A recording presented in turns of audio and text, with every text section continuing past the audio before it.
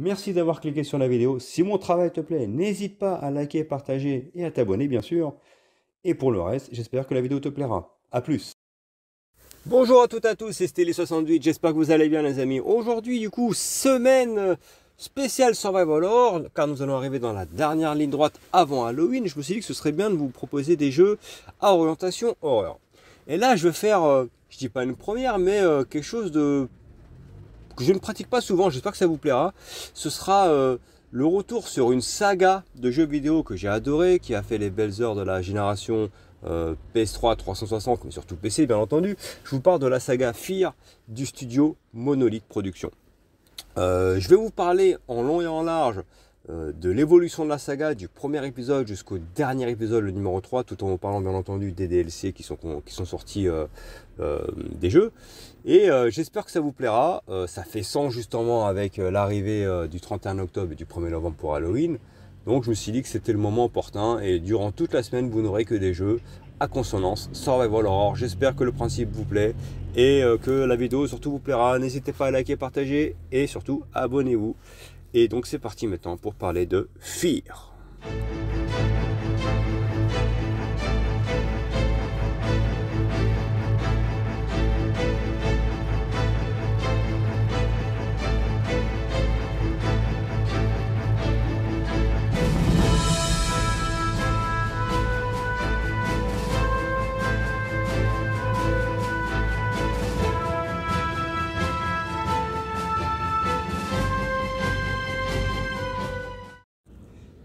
Et donc les amis, Fear n'est autre que le produit du studio très talentueux Monolith Productions.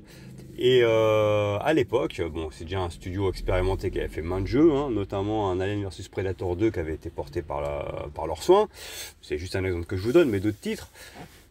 En 2005, le studio Monolith Productions décide de s'attaquer à un FPS, mais non pas un FPS lambda classique où on avance et on tire, mais il voulait vraiment créer une vraie atmosphère, un vrai univers avec ce titre. Alors Fear a deux consonances. En anglais, ça veut dire peur, bien entendu, mais également c'est le nom en fait de cette équipe de soldats surentraînés qui a pour but justement d'éradiquer tout ce qui est paranormal. Donc Fear signifie également First Encounter Assault Recon, d'accord? Donc c'est le nom en fait de cette troupe de soldats d'élite. Et c'est vrai que lorsqu'on commence le premier Fear, à la base, sorti, je précise, sur PC en 2005, et qui sera porté sur 360 et sur PS3 par Day One Studio, bien entendu, et encore non, le premier restera exclusif à la Xbox 360 en matière de console. Ce sera qu'à partir du 2 que le titre arrivera également sur PS3. Revenons du coup sur Fear premier du nom, du coup la sortie initiale sur PC.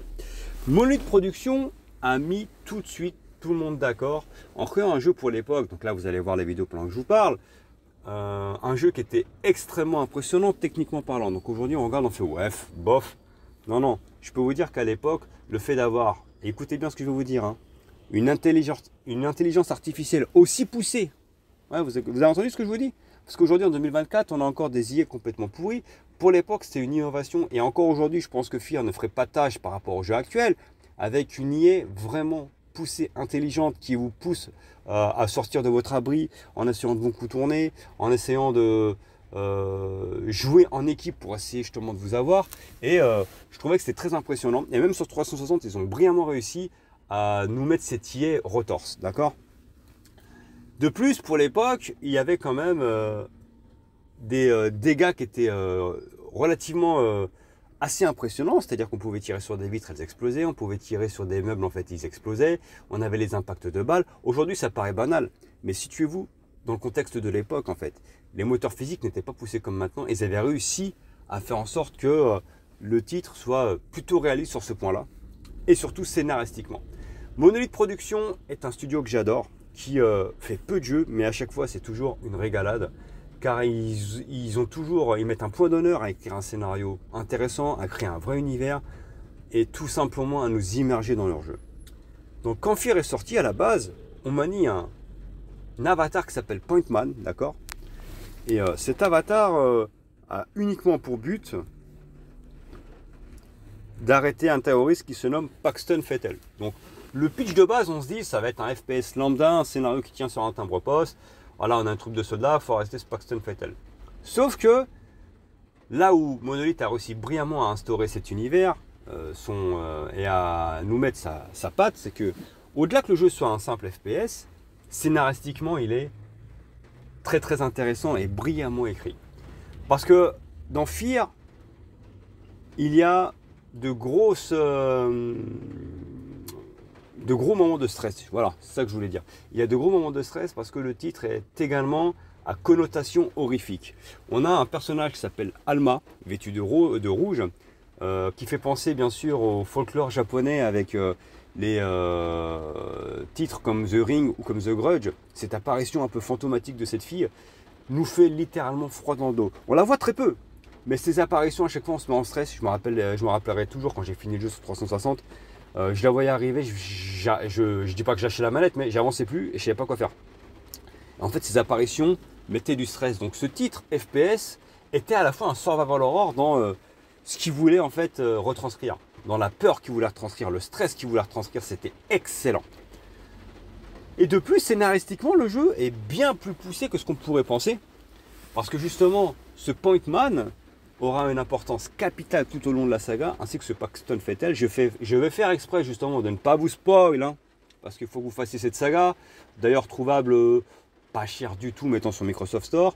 Alors je sais que la trilogie est trouvable sur Microsoft Store, je ne sais pas si c'est le cas pour Fear Files, donc les 2 DLC sortis, Turning Point et Perseus Mandate, ou Mandate, chacun le prononce comme il veut, mais au final, même s'il n'y a pas les DLC, bon, c'est vrai que ça ajoute un petit peu de background à l'histoire, mais si vous faites que la trilogie, c'est suffisant aussi. Mais c'est des titres que je vous conseille de faire vraiment, qui sont excellents, qui pour la plupart n'ont pas trop vieilli, parce qu'ils étaient quand même en avance sur leur temps. Et de plus, ce FPS est assez dynamique. Il rajoutait également une sorte de bullet time, ce ralenti qui nous permettait de mieux viser les ennemis. Et c'était grisant. Voilà, on rentrait un petit peu en mode comme les films de John Woo, comme les bullet time tout simplement de Max Payne, qui nous permettaient de ralentir le temps afin d'abattre les ennemis. Mais le titre était excellent. Donc le premier Fear a été extrêmement bien accueilli par le public. Et c'est largement mérité. Ce qui fait que c'était le jackpot en fait pour Monolith Productions. Il y a ensuite eu en 2007 2 DLC qui sont sortis. Alors 2006 pardon. Le premier c'est Turning Point qui est sorti sur Windows et sur Xbox 360. Mais c'est la société Timegate Studio en fait qui les a édités, non pas Monolith, hein, je te le précise quand même. Et Extraction Point se révèle être un titre très intéressant qui se déroule juste après Fear 1 mais avec un autre soldat. Et qui élargit davantage le scénario et qui est, ma foi, extrêmement intéressant. D'ailleurs, il a été aussi très bien accueilli par la critique et c'est là qu'on s'est rendu compte que Fear commençait vraiment à avoir une petite notoriété parce que même le DLC avait plu. Il y a ensuite eu en 2007 un deuxième DLC qui est sorti qui s'appelle Perseus Mandate ou Mandate, voilà, chacun le prononce comme il veut, toujours par le même studio, qui a quand même été sympa, agréable, même si bizarrement il a été moins bien accueilli par la presse et par les joueurs. Non pas que le jeu soit mauvais, mais il semblerait que là les joueurs après ce deuxième DLC avaient véritablement envie d'avoir une vraie suite à Fear. Et c'est là en fait où on va en venir. En 2009, Monolith Productions, donc le studio maître, ceux qui ont créé Fear, décide de sortir Fear 2 Project Origin. Sauf que le problème il est où? C'est qu'à la base il y a des problèmes judiciaires. Par exemple, on sait qu'à la suite de la fusion entre Activision et Blizzard, de nombreux titres en fait initialement prévus par Vivendi Games, qui était l'éditeur en fait tout simplement avec du jeu par Sierra, ont disparu. Et du coup, Monolith Productions, lorsqu'à la base ils veulent créer ce Fear 2, n'ont pas les autorisations pour l'appeler Fear. Donc de base, le titre devait uniquement s'appeler Project Origins. Ça devait être Fear, mais ne pouvait pas utiliser le mot Fear. Ce qui s'est passé, c'est qu'ensuite, et c'est quand même un hasard, Monolith Productions et Warner Bros Interactive ont profité de l'occasion pour acheter la licence Fear suite à ce bordel entre Vivendi, Sierra, Activision et Blizzard, si vous voyez ce que je veux dire. Donc, ils en ont profité, vu qu'il y a eu cette fusion, pour acheter le nom de Fear, ce qui fait que le titre a gardé ce côté Project Origin, mais ils ont pu ajouter devant Fear 2 pour que les fans comprennent que c'est la suite de Fear, tout simplement. Donc Fear 2, par le studio maître, du coup, Monolith sortira en 2009. Et ce titre restera également très bon, très bien accueilli par la presse. On n'incarnera plus Pointman, mais un autre personnage. Mais scénaristiquement, on se rend compte que le titre est encore très fort. Il va encore très loin. Et surtout, que Monolith semble avoir une vraie ligne de conduite et semble avoir envie de nous emmener quelque part. Là où le premier Fear de base semblait être un FPS lambda et scénaristiquement on s'est rendu compte que c'était une masterclass, si bien qu'en fait le jeu avait eu de multiples titres, hein, notamment meilleur jeu du salon à l'E3, meilleur FPS, il avait eu énormément de titres. Hein.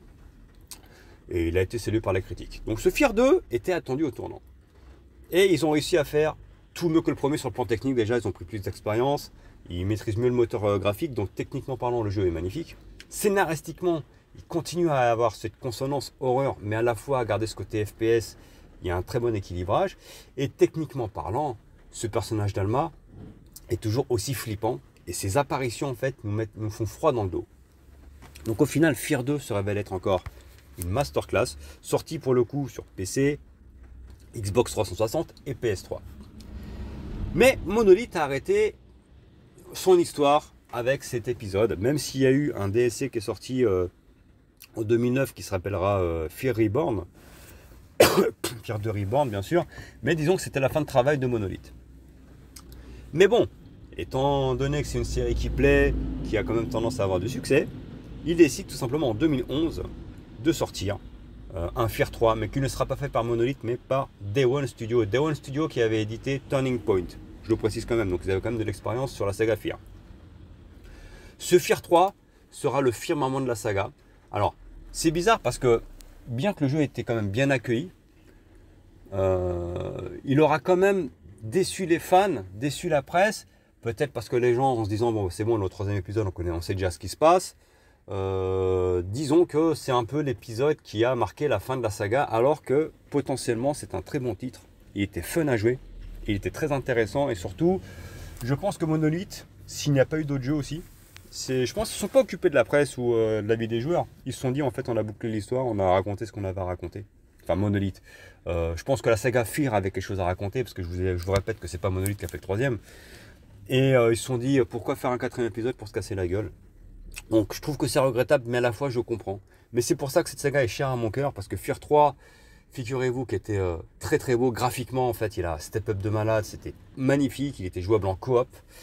Et dans le numéro 3, nous réincarnons ce bon vieux Pointman, le héros du premier, qui se lie avec Paxton Fettel. Vous vous rappelez le gars qu'il va arrêter dans le premier épisode? Et là, vous allez me dire, mais c'est quoi ce bordel? Eh ben, je vous conseille de les faire, parce que scénaristiquement, c'est une masterclass. Tout est étroitement lié, que ce soit Pointman, Paxton Fettel, Alma. Tous ces personnages, en fait, sont liés de base. Et on ne découvrira qu'au fur et à mesure que l'on fera les titres, tout simplement. C'est pour ça que j'adore Monolith Productions, parce que Monolith, sachez quand même que c'est aussi un studio qui a fait les deux excellents Condemned Criminal Origins, exclusivité Xbox 360 et PC, qui est sorti lors du lancement de la Xbox 360, qui était un jeu également exceptionnel. Ils avaient également fait en 2008 ensuite Condemned 2 Origins, Condemned 2 Bloodshot, qui était très bon, il n'y a jamais eu de suite. Et c'est un peu le reproche que je fais de Monolith, c'est qu'il nous régale avec des jeux exceptionnels, avec une vraie atmosphère, et au final, ce qui se passe, c'est que on a l'impression qu'ils se lassent vite ou qu'ils veulent vite passer à autre chose, ils les arrêtent là, rapidement, ils lâchent vite leur production. Parce que Condemned, pour moi, méritait d'avoir un troisième épisode pour clôturer l'histoire d'Ethan Thomas. Bon, malheureusement, ça ne se fera jamais, à mon avis, c'est fini. Mais voilà, deux excellents épisodes de Condemned, Fear qui ont été des titres excellents.